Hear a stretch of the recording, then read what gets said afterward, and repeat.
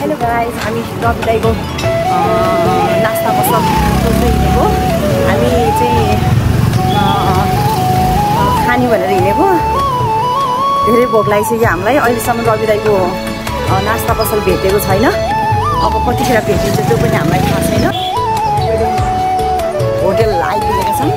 यहाँ राम्रो राम्रो रहेछ नि त। राम्रो रहेछ रवि दाइको। ए रवि दाइ,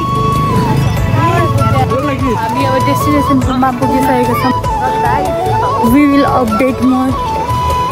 साथीहरू, अब हामी रवि दाइको के अरे रवि दाइको खाजा घरबाट चाहिँ निस्किसकेका छौँ।